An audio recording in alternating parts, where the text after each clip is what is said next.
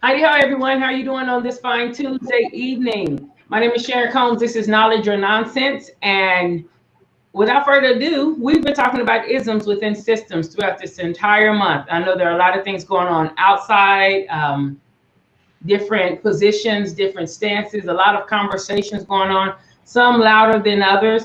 But we've been talking about these isms within systems as far as origins, patterns, and identifiers. A lot of times, if we can figure out the origins, then the patterns are not as hard to break. Like we're not married to them as long, we don't have that same lock on the pattern if we understand what the origin of it is. And then by seeing the identifiers, we don't have to second guess. What we're going to talk about this evening is Singlism, which is a thing, y'all. It's a real thing. And we're also going to talk about Sizeism. We'll talk about it within healthcare, but also within other structures as well, within the social constructs and sports, just how those isms actually impact life. And so, Luane, are you familiar with Singlism? No, the first time I heard that term was from you. So, man, it's a thing. Wow. It's a thing. Is anyone on the panel here familiar with Singlism? I had to look it up, but I understand now.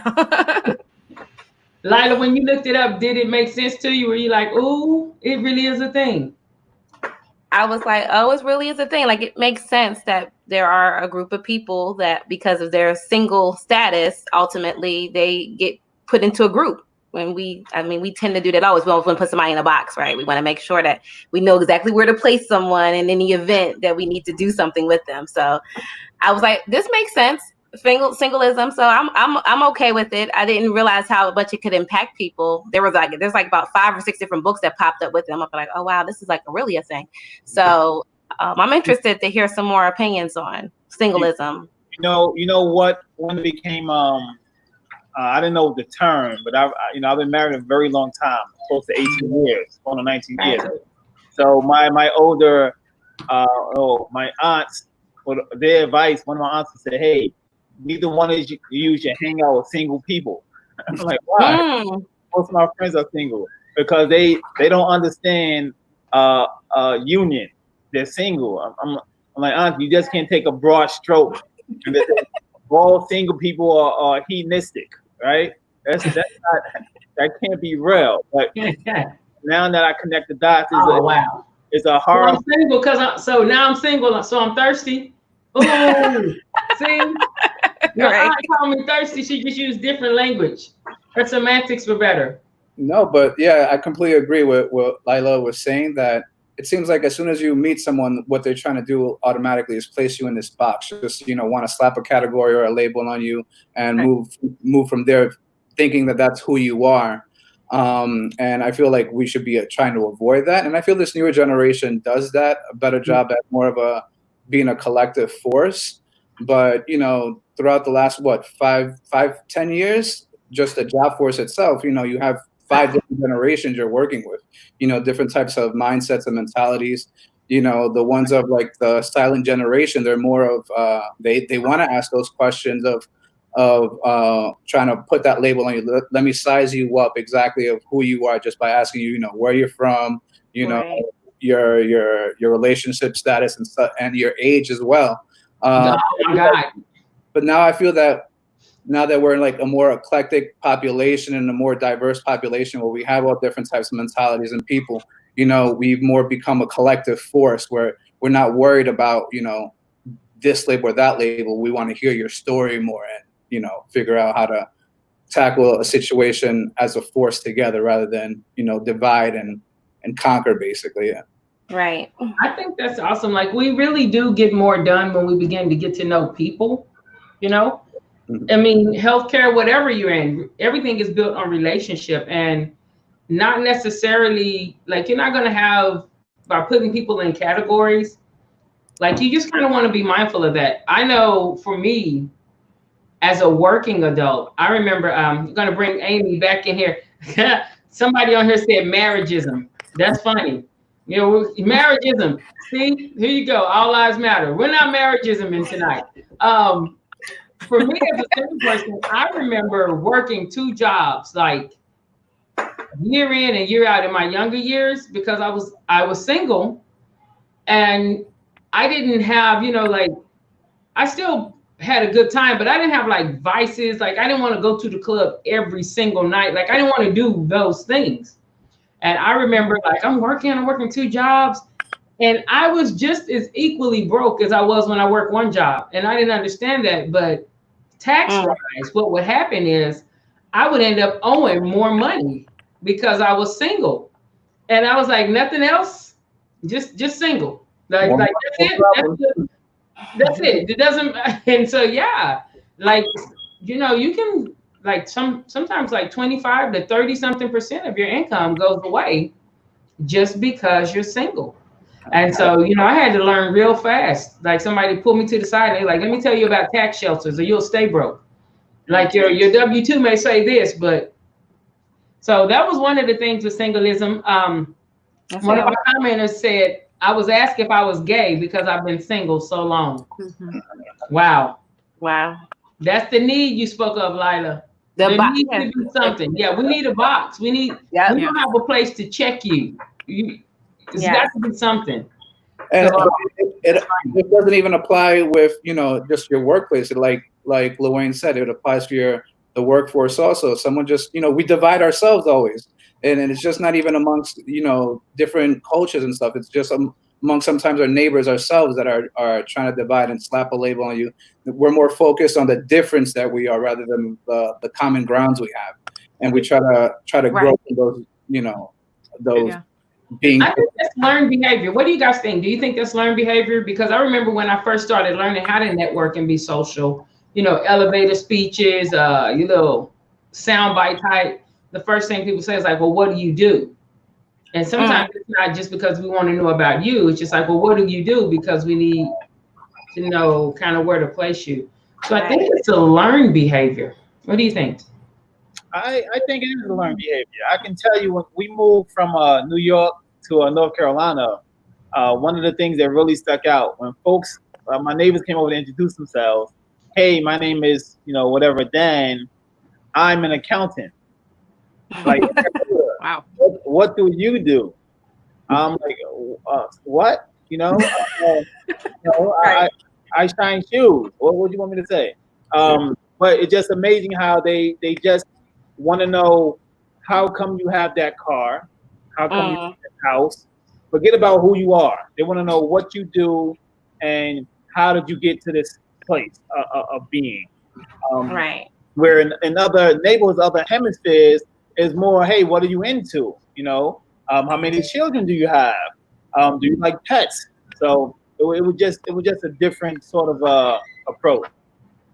Again, just trying to put you in that box and slap the label, like, let's figure this out right now. But that's what I learned, being in healthcare for 15 years, you get to deal with so many different departments, so different people, that the best question I feel is, again, and I always say, is to communicate.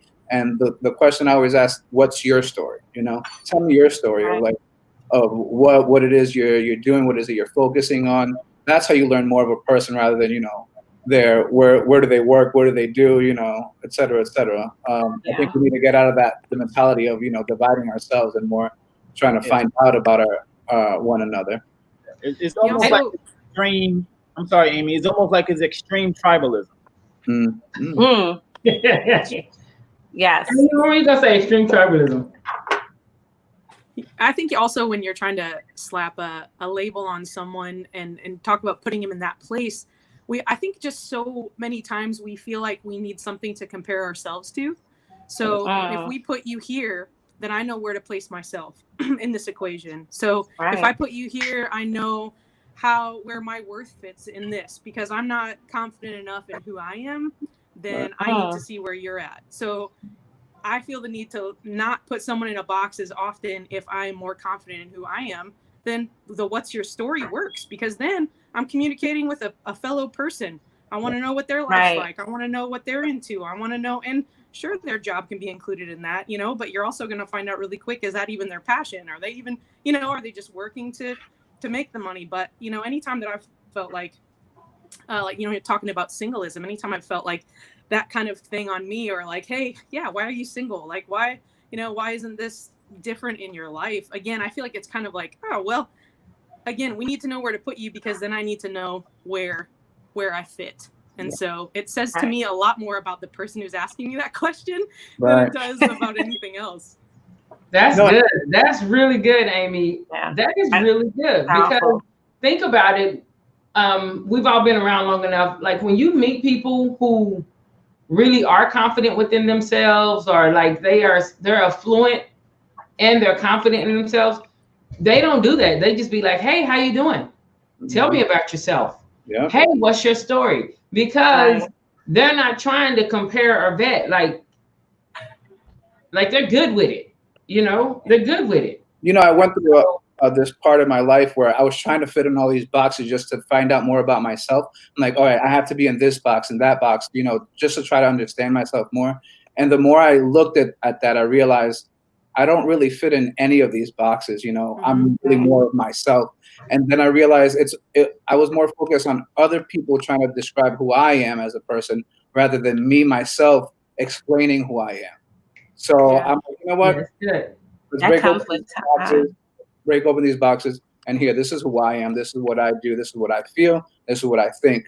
And I think that's another thing that's hard. Like we're facing, especially with this pandemic, we're kind of leaning into that egocentric attitude where we're just focused on ourselves. Let's label ourselves and see how much, you know, we're struggling more than another person. And then, come on, man, you better preach. Okay, I'm sorry. Go ahead. And I feel like, you know, struggle, you can't compare struggle. You can't, you know, struggle is a struggle. What my struggle is someone else's struggle is. We have to feel empathy for everyone. We have to, you know, put on their shoes and walk in them to really feel what they're going through. And that's why I feel, again, what is your story? Let me hear it. Let me not sympathize. Let me empathize and put myself in those shoes to see exactly what it is that you're going through and understand your story. And I feel like that's how I get to learn more about you.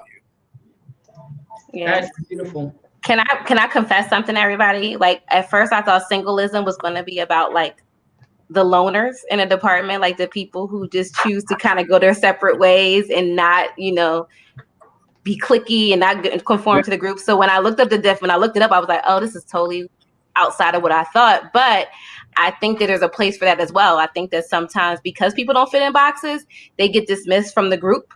And then they end up being a loner, and not because they are one, but just because by default they somehow now have isolated themselves from the mass of the department and can easily be shunned in a certain sense, you know, and put into another group.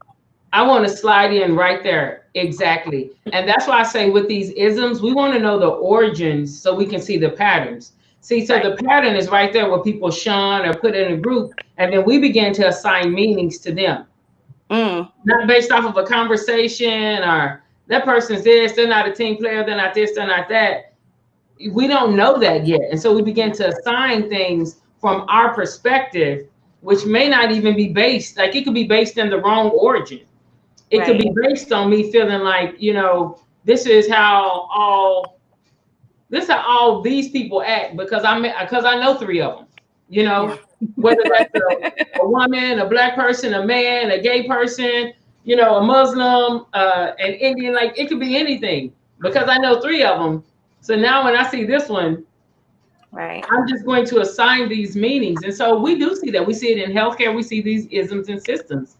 Another thing with singlism, for those of you who are in leadership out there, especially in the healthcare field, oftentimes with singlism, single people will be expected to do more or give up more of their non-allocated work time.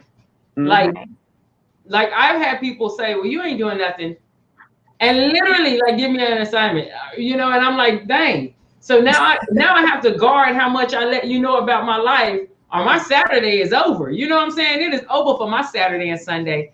And so as leaders, like in the healthcare field, have you guys, you don't have to say it if it was you, but has there been a time that you have given somebody some extra work or assume they would be free to do it because they are not married or they don't have a young child? You know, I used to give up my call all the time to somebody who was single because I just was like, you're single. I know that you live close by to the hospital. So can you take my call? because I know you can get there faster than me. Like I had all these excuses in my mind as to why this person would take the call. And he was gracious and he always did it for me, but I never took call in the year plus I was there. Like I never took call because of that. Because I knew he was single. And I'm just being honest with it because I want to applaud your honesty. You need to I'm find adding a new one. Locationism. I used to right by a job once. You live right there. Come on, just come over the weekend. You don't have kids, you know, this and that. So right. It differently. I hear it all the time. You know, I have kids. You don't have a kid yet, but now that I do have a kid, I totally understand. But you need to find that. You need to find that person, that young man, don't know his age, and cut him a check. I got him. We still very close to this day. He reaches out to me for any issues that he has, understanding Amy guidelines, but he was, I always would call him. I'm telling you, I was horrible. That's a valid point. You know, I've seen single people, now that I think back, get the blunt of the blow, you know, because you assume, hey, you have something going on, right? Look, you enjoy it.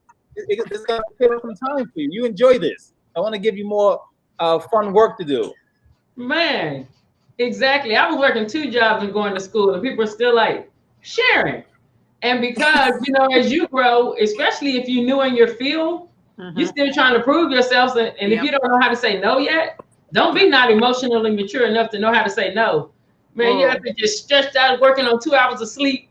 Just like, okay. But yeah, that's funny. But I'm glad that we're talking about it. Like we're joking about it, but it's a real thing. So just, you know, as leaders, be mindful. Right. Be mindful, you know, just be mindful. Just because someone is, and that's the thing with the ism. The origin of it is, well, you don't have a kid. You don't have this. And you don't even think of it in a negative format. You know, it's just like, oh, like you said, Lila, you right there. Like if you don't know it's a thing, awareness drives behavior.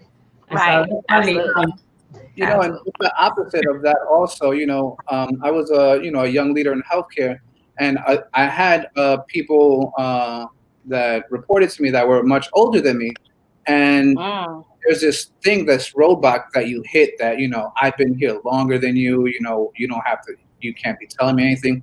And there's this one moment I remember where this gentleman approached me, and it was such a great learning moment. And he was opening up. He's like, when you were born, I started working here. I was like, damn, it's like, how do you handle that one? At that moment, you really open your eyes like, wow, I'm putting myself in their shoes right now and how that must feel. So, you know, what I ended up saying, like, what is it that you want to accomplish? Let's set out a plan. Let's set out a goal. And I promise I will help you reach it. And luckily, by the time I left that place, you know, I helped them move up into that ladder. But, you know, it goes both ways almost, you know? Yeah. Because being that spot at that moment was just, I didn't know what to say at first. And it just catches you by surprise. Because it's not something you're thinking about even. It's like, or even like crossing your mind. But then once it's out there, you're just like, wow, I never even thought about that, you know? Right. As just myself, as someone, like, I like my time and I like my voice. And so if people take my time or my voice from me, like, even whether they intend to or not, like that's a huge red flag for me. And I like what you said, Danny. Amy, you came in on it as well. You know, like, hey, what's your story? I feel like that's the best way for us to really undermine these isms, because isms have created patterns. Isms have created patterns, and if we only deal with the pattern, we're just dealing with the apples that fall off the tree, but the tree is still there. So we're gonna have to deal with a whole new batch of apples next year. You know, so I just Karen says you don't have children or a husband, so you can afford it. Yes, Karen, that too. I've heard that too. Conversely, I've heard that's too much money for you. Like, because what you gonna do with it? Again, it's like, what? I don't even think people think about when they say these things, because they really aren't considered. Never mind that you're single income having to pay to live, and there's nobody else adding into that, you know? Right. So you have one income that they're taking more money from, that everyone else is having 2 or more income. That's good. Right. But that's why you're also seeing, you know, people not even getting married. More people just like, let's work together to get this house, you know, or like live together. But, you know, we just need to afford something that we could, you know, be reasonable. I can tell you a story, team. My wife is a dental hygienist, right? So one practice that she worked at, their chief hygienist was a single mother of like 3 children. So the whole office will position themselves to make sure this single mother of 3 children got more hours, got the best patients because she was a single mother of 3 children. Wow. Even though her skill set, 5 years in the trade versus 15 years in the trade, and it kept rising his head. Hey, you don't need. They would tell my wife, hey, you don't need to work 4 hours today. You know, you and your husband, you got it. You don't need 5 patients because if you paid off commission, every patient is a represents a commission point. You got it. You give it to the single. She needs it. You know, so it wasn't. It was unfortunate. It wasn't based on skill set. And I can imagine a position that puts these 2 professionals in. You know, one thing raised that car that I'm single with children, so I need more. So it's a real thing. It really is a real. Isms are real, and I haven't noticed a pattern because I had nothing to judge it against. But that was an eye opener. Yeah, it's a real thing. It's a real thing. And again, even with your wife or whoever it is, they may actually say, I feel like, hey, you know what? Why don't you have these extra hours? But who's to say that they even, I mean, that's an assumption that you have it for that. You know, it's an assumption. It's someone else making a decision for you, your time and your money. And they're not letting her have that voice, you know? And so that's one of the things with Singlism. Well, I want to talk a little bit about Sizeism too, but definitely I know I didn't hit y'all over the head with Singlism. All 3 of you, look, Lila, Lorraine, and Danny, all of y'all are like, Yeah. Have I put somebody on the schedule? All right. So yeah, it's crazy, right? These isms, man. These isms, but I'm hopeful. This has been so eye-opening for me this entire month with all of the isms. Just because there were isms I didn't even know existed, you know, but it also just served as a check for me. Like, how are you operating, Sharon? Like, what ism are you operating in? What's something that you might need to shift in your own activities and behaviors? Another ism I wanted us to talk about tonight is Sizeism. Do we see anything with Sizeism in healthcare? Oh, absolutely. Yeah, I've seen it. You know, my family comes in all shapes, colors, and sizes, right? So on the most elementary scale, I've had technicians who can never find their right size scrubs. They're too short, and they got to roll the scrubs up at the bottom. You know, it's not a health hazard. Or they're too tall, and they got to walk around, you know, showing off their socks. So, right. But as a hiring manager, I've had people, colleagues already say, because a person is a certain size, it now indicates how much stamina they have. Oh, she won't be able to stand at a table for 8 hours straight. You know, she'll need a chair. Or he can't make it a decontamination for a whole shift. You know, an unfortunate, some an ignorant one like that. Yeah, I've heard some. I'm taller than the average, I guess the average female. And so I've heard some crazy stuff too. But even with other people, I've heard like just dumb stuff, you know, like just dumb stuff regarding dumb stuff. Right. As someone who's got picked last in the volleyball in elementary school, you know, I know exactly about Sizeism. But and it transferred over to healthcare also, you know, like Lorraine said, that the decon, oh, he's not going to show urgency over there. I'm like, I love decon. I'm one of the few and SB that loves decon. I will push that stuff, you know, effective and efficient. I'll do it fast. I'm like, I'm going to be the record king of decon. But again, it's like you place that mentality and that, you know, that almost that bias on them, like, oh, they're not going to be good on decon. They're not going to be able to do this. You know, I used to bike every day to work, but I was a big guy. You know, I used to bike 8 miles every day to and from work. My stamina was great, but I was big. But I quickly, oh, he's not going to show urgency. I remember that, hearing that, and I'm just like, wow, really? Okay. But anything that will divide us from other people, it seems like that's what we focus on. But again, we gotta get away from that mentality and focus more of coming together. That collective force, becoming that collective force. And kind of what Amy said earlier too. Yeah, exactly what you just said. Adding to that about that's more of an indictment on the person actually making those statements. Like a lot of that stuff is because people want to feel it's a false weight, it's a false scale to make you feel better about yourself. And so I've heard crazy. I've heard like the bigger people are lazy. They won't work. Like, don't hire them. They're lazy. You don't know if they're lazy. Like, yeah, I was thinking about when as soon as LaWayne started talking about the scrub size, and I was thinking about my best friend who has lost remarkable amounts of weight, but she at one point could never find her scrub size, and it was just like, and it was very hard for her to have to go to someone, to go to the laundry area, to therefore request the size that you need.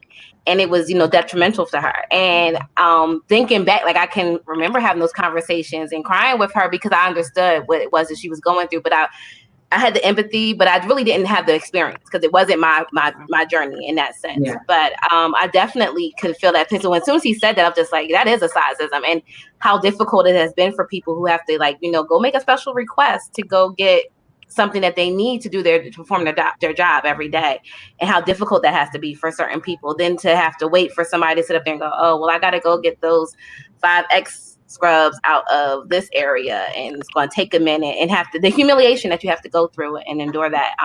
So I immediately thought of that situation, and it kind of made me sad, but also I'm just like, but that's real. It happens, and people go through that not only in just SPD, but just in healthcare professions where your scrubs are laundered and you have to get the facility scrubs. Every time you go in. Right.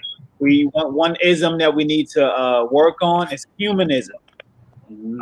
So look up that word today is powerful. Where you look past circumstantial criterion and focus more on the person, who they are at the core. Yes. But it's real. I mean, even in business, right? It took me a long time to begin the process. How come airlines sell 2 seats, right, for someone who's of a larger size? I still think it's totally unfair. Make your freaking seats bigger. That's my approach to it. Make your seats bigger. Because I've seen people have to walk into an airplane and everyone's looking. When a person who may not be your ideal normality of size and structure, you're now the center of attention, and it becomes that way because we're being bred to think in segmented form. We're not looking at that's a person who cares about their size. I don't feel threatened. I feel safe. It goes back to different forms of isms that can be harmful to other people. Yes. So outside of healthcare, what are some other things where we may see sizeism or singlism? Socially, don't get me started. Like if someone is shorter than me, as a female, someone's shorter than me, and they're walking in the door before me, and they're like, "Here, I got that for you." And then here I come, and the door just like wham! It's going. I got to put my hand up because they're not holding it open for me. You know what I'm saying? What? Yeah. Just sometimes they're like, "Well," or if I have bags, they're like, "Well, you got it." They just like, "Thanks, sailor." Yeah. So I've definitely seen some things in sizeism, and I don't know. My life is good. You know what I'm saying? Oh, look at Lila. It's okay. I feel like your heart is up there breaking for me. I'm good. Because that's horrible. I'm gonna like, this is so.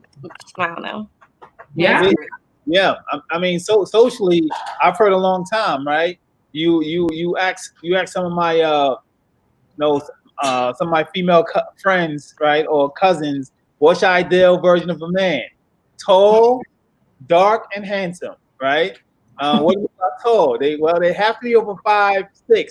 I'm like, if everyone is chasing the same one guy, speak 3 languages, ride a horse, and can make fun trash, right?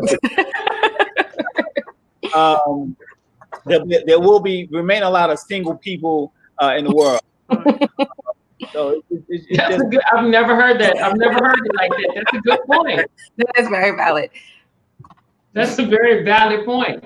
That's why, though, too, a lot of times in sales, companies hire tall, like the athletes, the basketball players, like for like enterprise, and like they hire individuals because in sales, if you're tall and your face has the symmetry of a certain thing, and they're like, okay, well, let's hire him. And you can have no sales skills.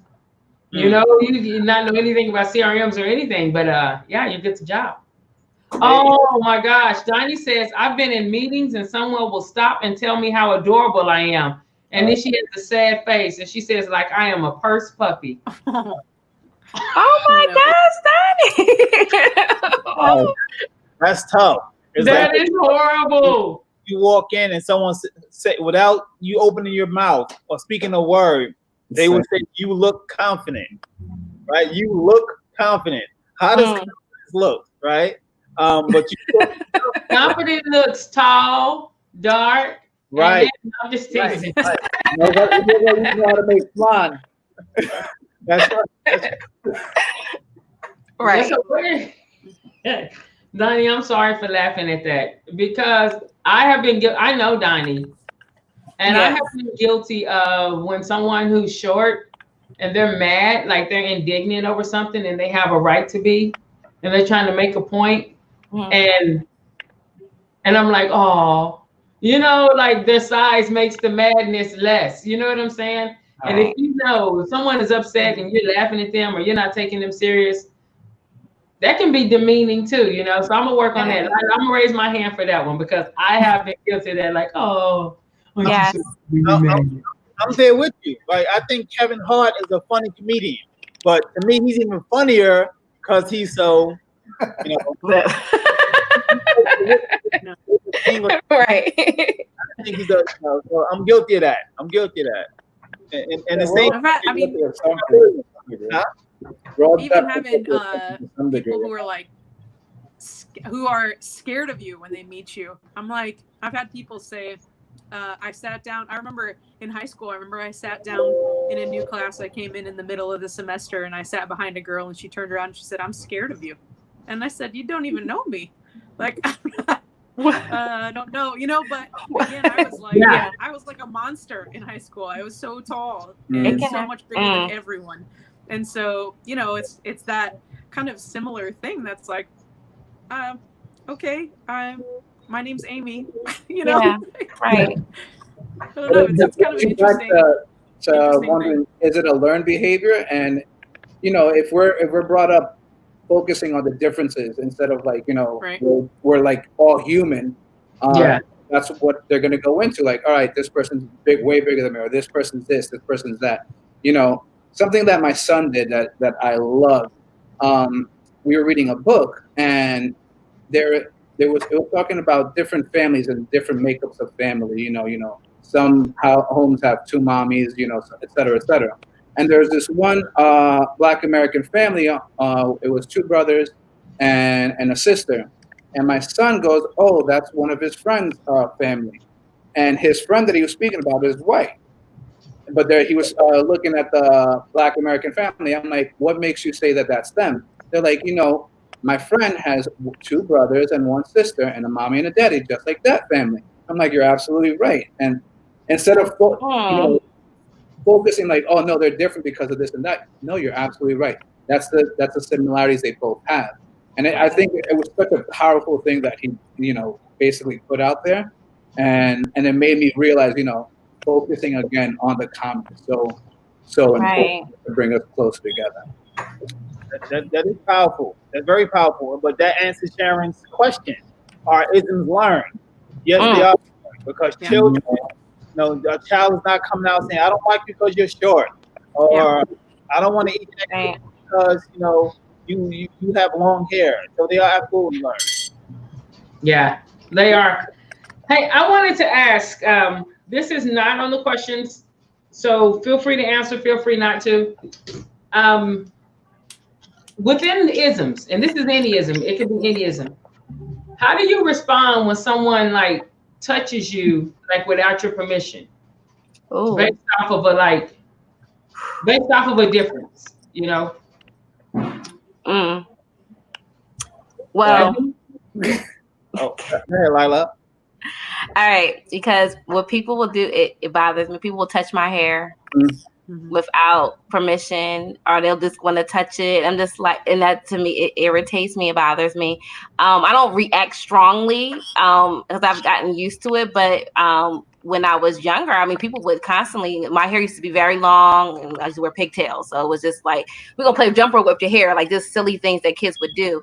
But over time, it's just like people want to touch it because they're just not quite sure if it's real. Like, I feel like people are always giving me the test of, is it a weave? Is it, what's going on in there? Because it's just curly. Because this is my natural hair. Like, this is its natural state. It's curly. It's dyed, but it's curly. And when it's curly, it's very soft. And so people, it's just like, for some reason, it draws people in, and it bothers me. So that is an area of this, like, don't get into my comfort zone. Don't touch me without, like, I just feel like it's something you should ask, but people shouldn't ask.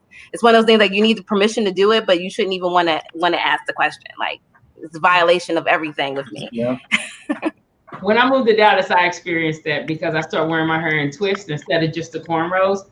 But I didn't know that it was a test. Like, someone had to educate me. Like, if they touch your hair and they're like, oh, like a lot of times if it was a different culture, like if it was like a Native American or a white person or something, I would be like in my head, I'll be like, but I'm raised in Tulsa, Oklahoma.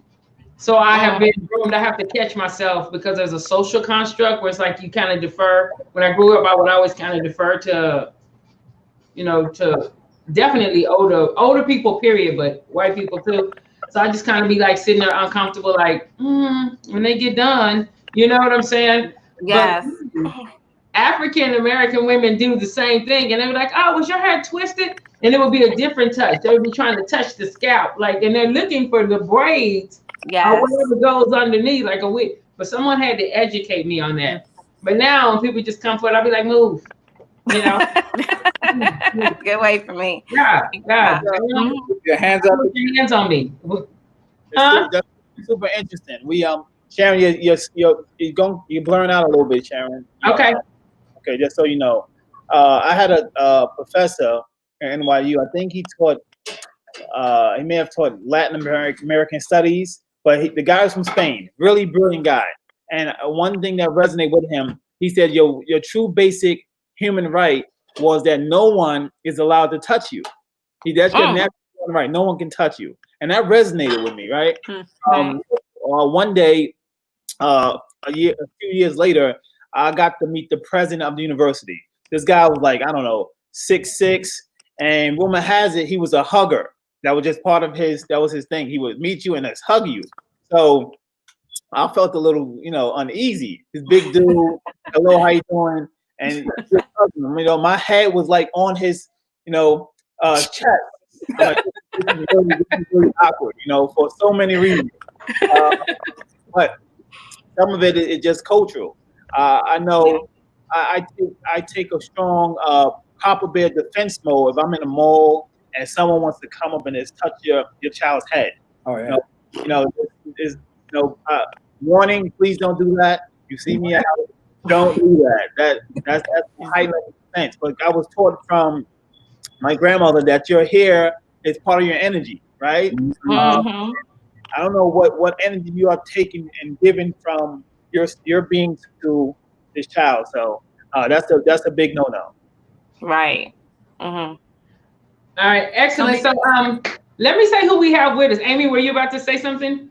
Well, I was just about to say I am a hugger, but I had to learn to ask people because I love hugging people. But I just no matter where I'm at, is just learning that and not just assuming that everyone needs one. Does that make sense? Like, like for a long time, I was like, everyone needs a hug, And so I had to learn, like, oh, really, I should be asking, like, hey, can I hug you? And if people say no, and sometimes you just know it's a no, so you don't. But I had to grow into that because I'm an extremely affectionate person. So I totally get what you're saying, LaWayne. It's like, this shouldn't just be a default, like this is,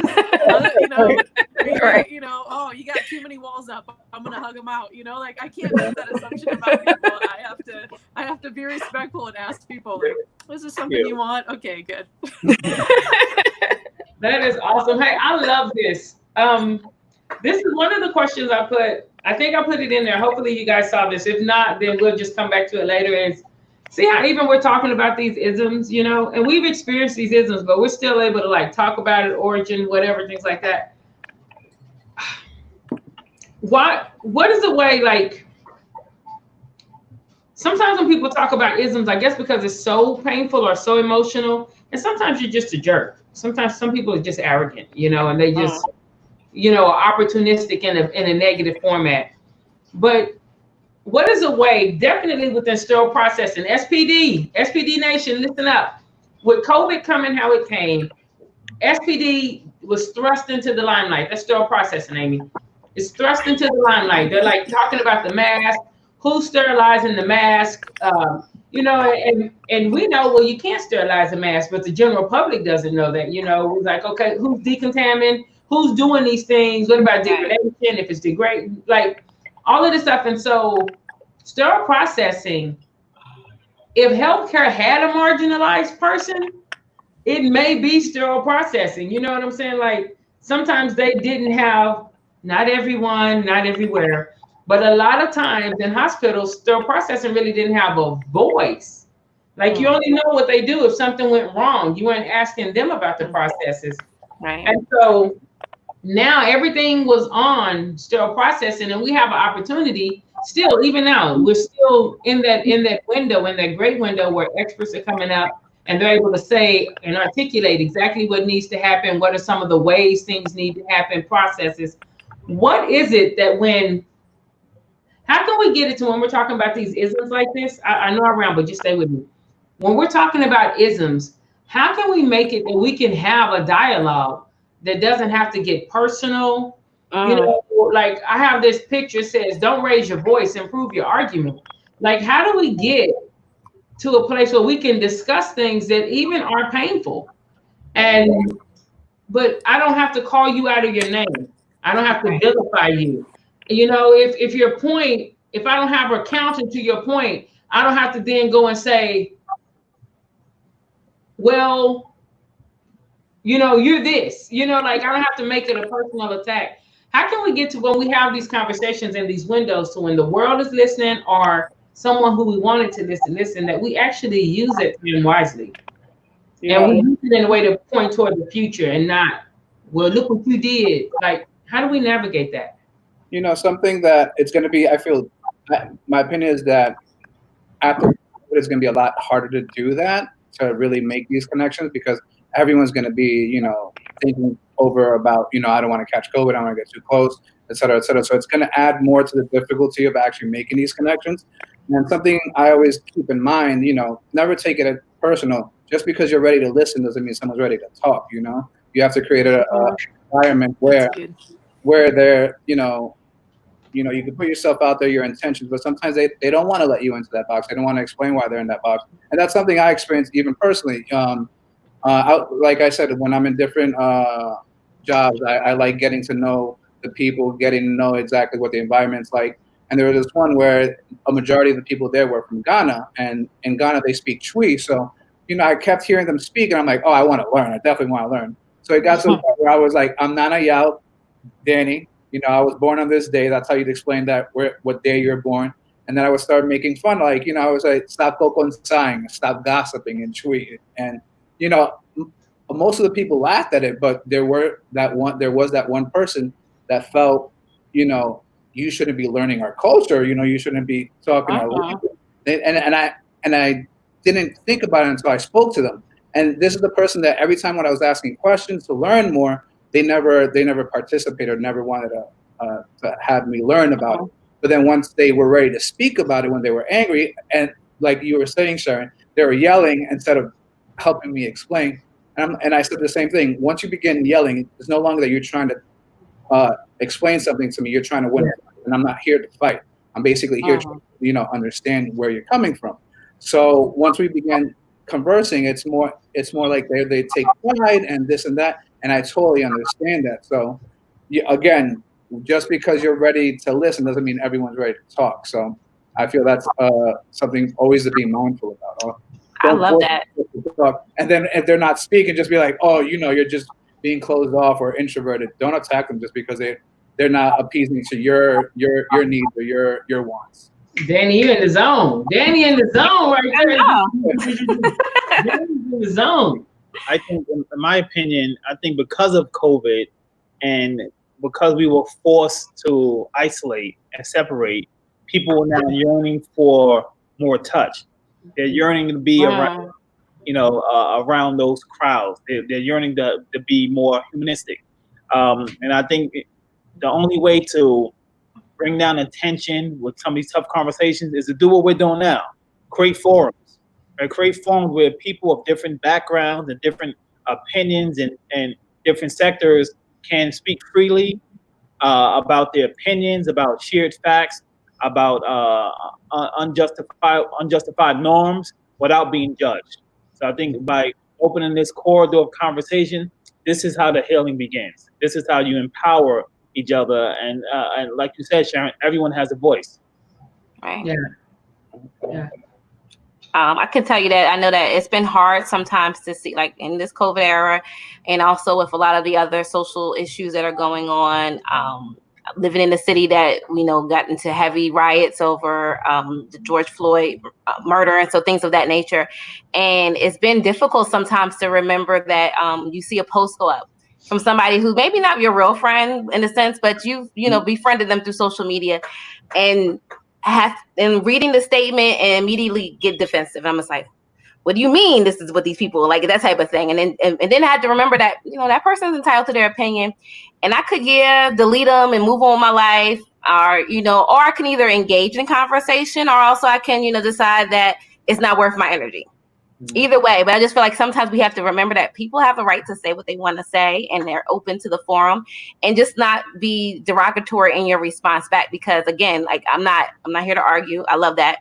I'm not here to argue, because once we start raising our voices, now it's a fight, and now we want to win. You know what I'm saying? Because now I'm just going to over talk you and keep over talking you until all we can hear is my voice, as opposed to understanding where that person is coming from and where their view is. Because again, like you stated earlier, Sharon, is once we understand the origin, we can start dialoguing to figure out how we can get beyond this.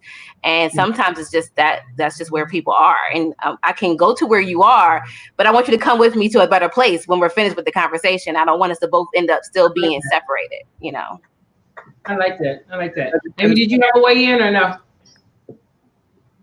Well, I think it's really, really obvious if you start by asking questions to see if the person on the other end, where they're at. Like that's kind of my favorite way to get in, to decide, is this someone who's just going to jump to the defensive? And usually when people they feel defensive, it's because they don't really know where they stand. Like their footing's it may not be really sure, or it's coming from a really hurt place that we don't understand. And I think a lot of our fear in life comes from being misunderstood. I think it's one of the biggest pain points that we have as people, is being misunderstood for who we actually are. We've been talking about boxes so much earlier. So I think sometimes, we get painted into these corners, we feel like, and all of a sudden this is who you expect me to be, and it's not who I am at all. And then I'm feeling misunderstood. And so then the fight back, so sometimes I think for me, just like coming in with questions, I can kind of see like, hey, what approach do I need to take to help you feel understood?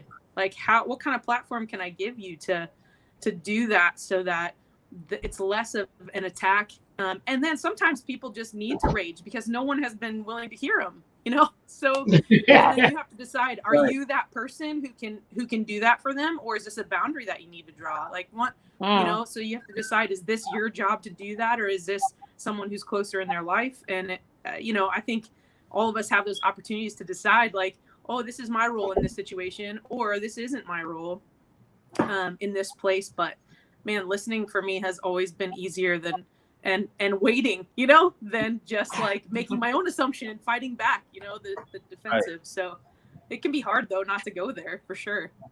Yeah. Hey, Sharon, can I share something real quick? Yeah, absolutely. One of my favorite authors, really old dude. Really, one of my favorite authors was Booker T. Washington, and on this day in 1896, he was the first African American to receive his master's from Harvard University. But also on this day, Sharon was born. So today, Sharon's birthday. And I'm gonna give her a shout out and wish Happy her birthday. a happy birthday. That's awesome. I'm in good company. Absolutely. Yes, we are. That's awesome. Thanks, Luane. Listen, man, you funny. Look, let me tell you guys who we have with us tonight. We have some dynamic individuals. I definitely want to say kudos to Amy for joining us. Amy has traveled everywhere. Everywhere. Everywhere. Amy has traveled everywhere and been around so many different people. I've known her for about, oh my gosh, 15 years, maybe a little over. Yeah, probably. That's crazy. That's crazy. But she hails out in Nashville, and so she just joined us tonight. We were talking about singlism and singlism, sexism, and sizeism. So I want to thank her for joining us tonight. You guys are familiar with Lila Price, dynamic educator out of the Pennsylvania area.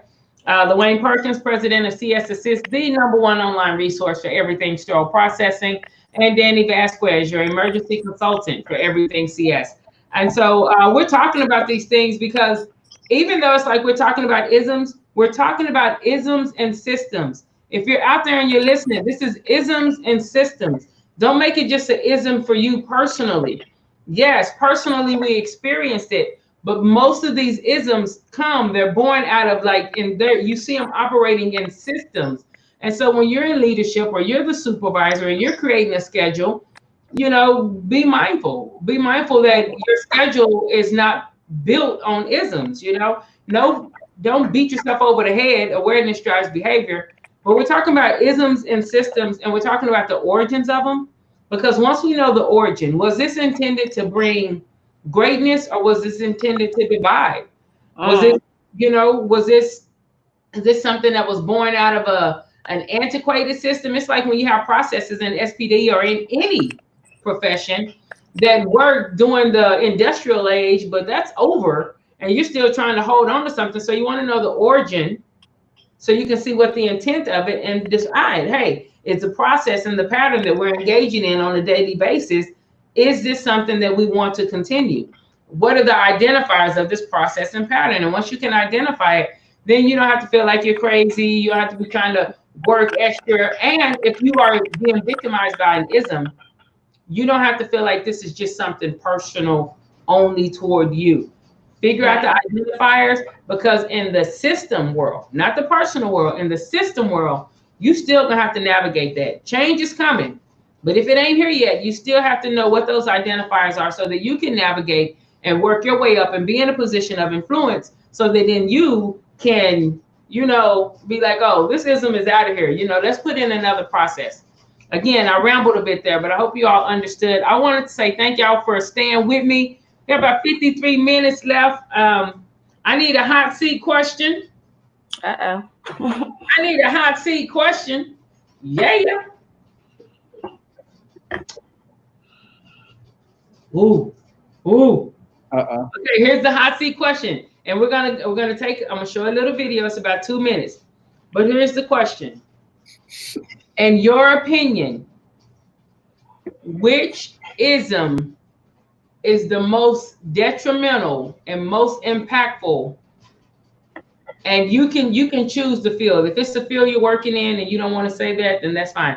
But I want to know, and I kind of want to know in your field, which ism do you feel, in your opinion, is the most detrimental and the most impactful? Yeah. So one, you may be like, well, this is super detrimental, but it doesn't affect a lot of people. The most detrimental and the most impactful within your field. So that's our hot seat question.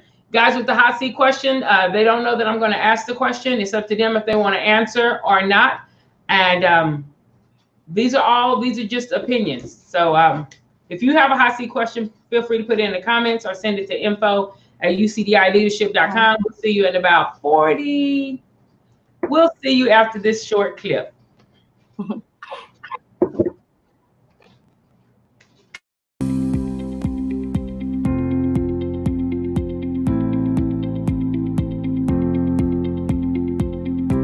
Today I want to talk to you about inheritance versus legacy.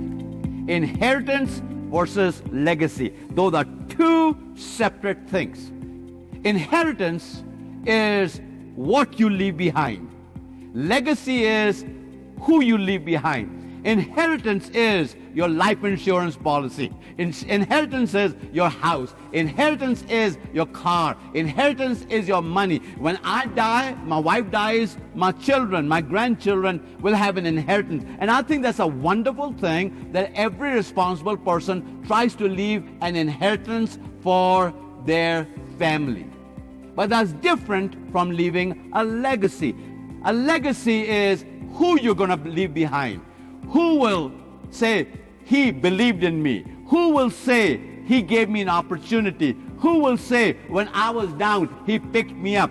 Who will say, he loaned me his credibility? Who will say, he invested in my life? Who will say that I'm here because of him? As good as inheritance is, it'll go away. The house will break down. The car will break down. Something will burn up. This will go away. This will live on. This is your legacy. The question is not, which one should I do? The question is, I know you're working on your inheritance, but I also want you to work on your legacy so you can leave an inheritance as well as a legacy.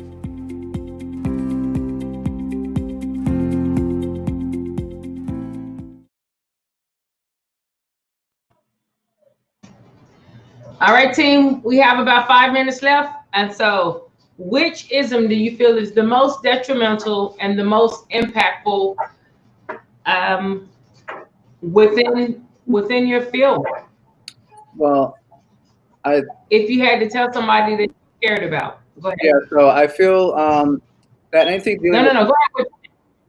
You're like cutting off, so I'm not sure if I'm like lagging or anything, but anything dealing with perception, I feel, is detrimental not only in healthcare but in the workforce period, and that goes with ageism, sexism, racism, anything that someone could put you in the box without even getting to know you, because they formulate that judgment way before they even get to know you. So something to touch back on what we were speaking about earlier is getting that type of mentality out of your mind, judging someone on, like we were talking earlier about, just because they're this size, they lack urgency.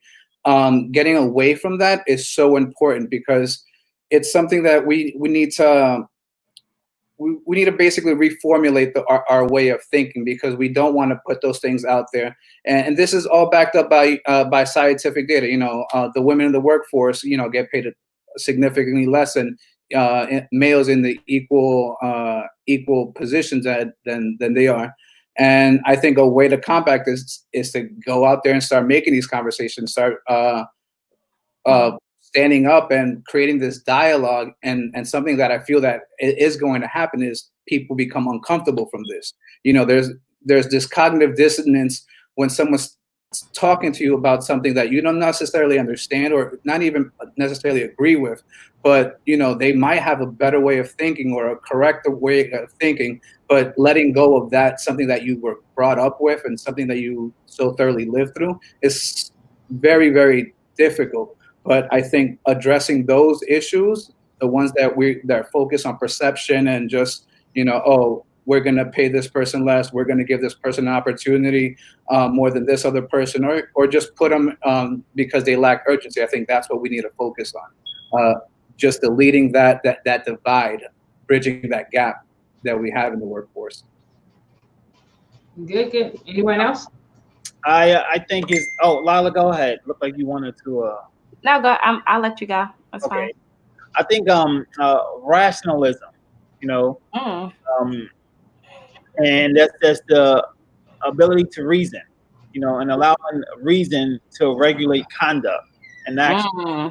I think if more people practice being rational and thinking things through from both ends of the spectrum, sort of like the victim and the victor, we would be able to see a dual perspective.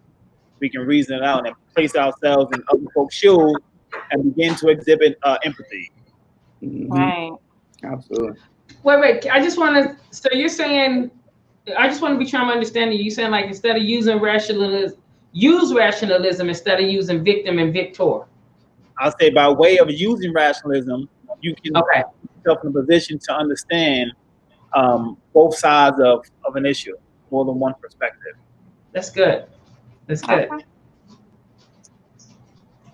For me, I was gonna say, I was looking for something around, so I found something that said educationalism, and I was using that in term. And to me, I was more reflective on the fact that oftentimes, I think that I've been looked over for different positions of leadership or whatever, because I mean, I have the degree behind it to support the knowledge and the experience.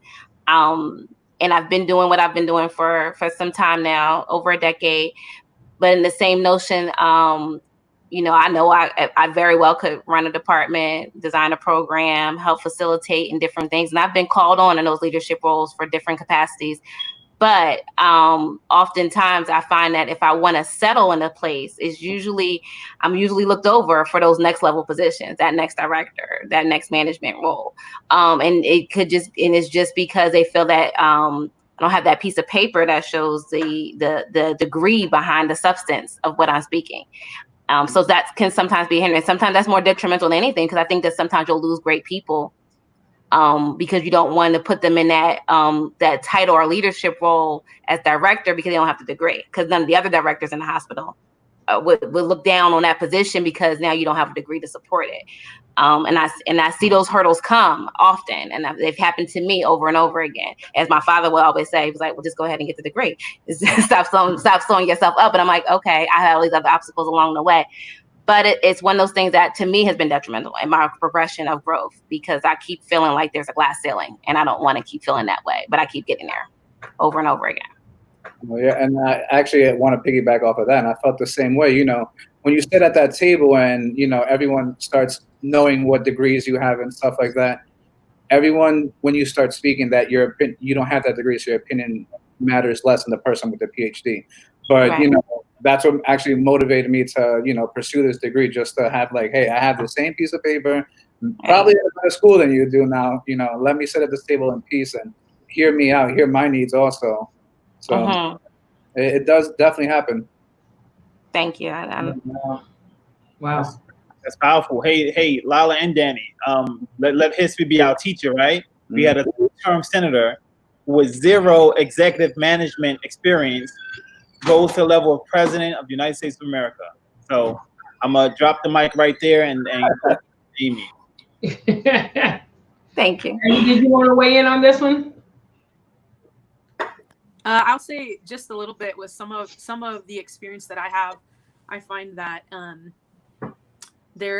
would say ageism is a part of it. So just having been in the church world and working in the church world with music, that a lot of times everything has to be younger and younger to stay relevant, and then the generations get missed. The people who have the wisdom and the experience get missed. The places where they had, you know, whatever it was that brought them to that place. And so I think ageism plays a big role because we miss, you know, Luane, you talked about, you know, let's learn from history. I think when we are constantly aging people out too quickly, then we don't want to learn from history. We want to have our own experiences, and inevitably are repeating those things instead of taking that listening ear, involving people who maybe we haven't been there yet. And maybe, you know, for me, maybe it's I'm single and I need to listen to some people who are married. Maybe it's the other way around, you know, whatever that looks like. But people who have been in life longer than I have a lot of things to say. And sometimes they're very wrong and sometimes they're very right. So, but you can learn regardless, you know, of that. They have had their experiences. And just like Karen had that, you know, had that thing that she opens with, you know, tell me about her, you know, tell me about you. What's your story? I mean, that you're going to learn a lot about humanity that way. So that to me is, I think, a big one. Right. And if I could just add in one thing about that, I think I've had the best, I could say that with my older technicians and people that have more experience in my department, they make you earn it. And I appreciate that from them. They make me earn that title. As soon as they see that educator coming, they make me teach them something, give them some new knowledge. So I always feel like I'm on, and I'm okay with that. I enjoy that challenge because I feel like, I know that's them giving me the respect, and they're allowing me to have the floor to give them some information. And so I learn from all generations. But ageism is, I feel it, because sometimes we do kind of put those stigmas on our older population of people that are still in the workforce. But some of them have outworked many of these new techs. I've seen them do it over and over again. There's so much wisdom there. There's so much wisdom there. Yeah. Well, thank you guys so much for answering that hot seat question. It's 1:05. We are over. Please feel free to join us this Thursday. We'll be continuing with the ISM series. We'll look at some things as it relates to this weekend, actually. This Thursday and this Saturday, we'll do some things with religion. We'll do some things with orientation, genderism, which is another form of sexism, but most people apply it to things within the LGBT.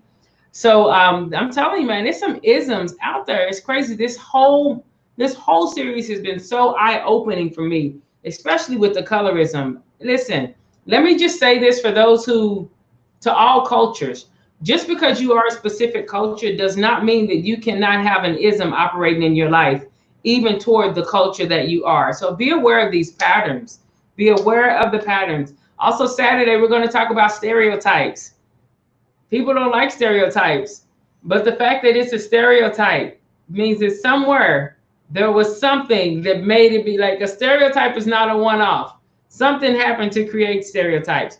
I do not believe we should apply them on people, but we do need to be aware of when they are driving our decisions, our conversations, and our thought processes about certain individuals.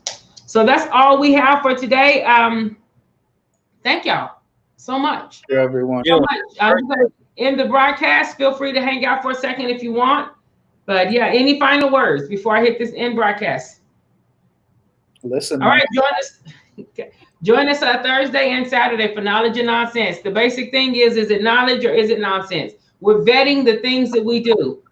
Stop doing stuff just because everybody else and their mom did it. Know why you're doing what you're doing. Be deliberate and intentional. And we'll see you later this week.